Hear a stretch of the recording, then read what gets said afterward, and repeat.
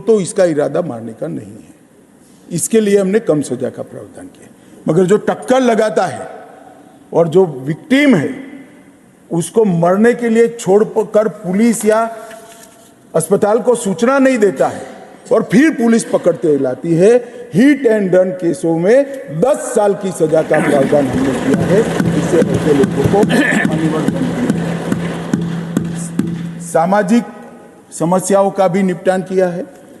हम ढेर सारी जगह पे स्नैचिंग देखते हैं, चाहे मोबाइल हो चाहे चेन हो, इसके लिए कोई सेपरेट धारा नहीं थी। भारतीय न्याय संहिता के खंड 304 में 3 साल की सजा प्लस जुर्माना का स्नैचिंग के लिए नया प्रावधान किया है, जिससे किसी को इसमें से लूफोल्स लेकर छूटने की संभावना न रहे। गंभीर चोट के अपराध को भी हमने 2 हिस्सों में बांटा है मान्यवर। एक तो किसी ने किसी को मारा, थोड़ा इंजरी हुआ, ड्रेसिंग बेसिंग कराकर घर हो गए, एक प्रकार का, और आपने किसी को मारा, इससे वो ब्रेन डेड हो गया या परमानेंट अपाहिज हो गया, इसके लिए हमने 10 साल की सजा का प्रावधान किया है, क्योंकि किसी का जीवन इससे बर्बाद हो जाए। मान्यवर,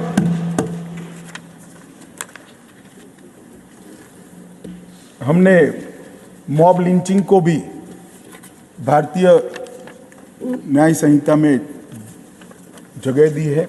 हम पर बहुत आरोप लगते थे, मगर मैं आज बताना चाहता हूं, सबसे कम मॉब लिंचिंग आज़ादी के बाद कभी हुए हैं तो नरेंद्र मोदी जी के 9.5 साल।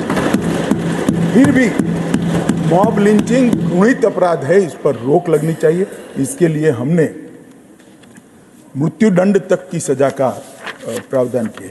माननीय, हमारी क्रिमिनल जस्टिस सिस्टम में सबसे बड़ा लूपहोल्स है तो देरी है।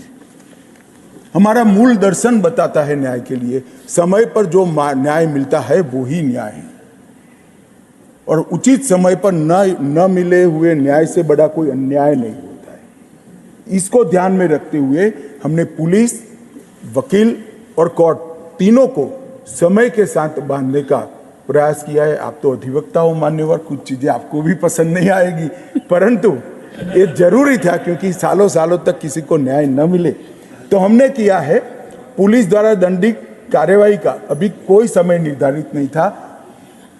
एप्लीकेशन करने के बाद 3 दिनों के अंदर ही एफआईआर को रजिस्टर्ड करना ही पड़ेगा।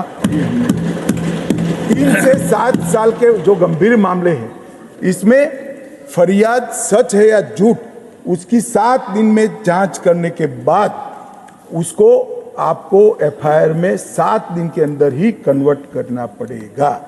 और 14 दिन में एक बार सभी पुलिस थानों द्वारा नॉन कॉग्निजेबल केस की डेली डायरी रिपोर्ट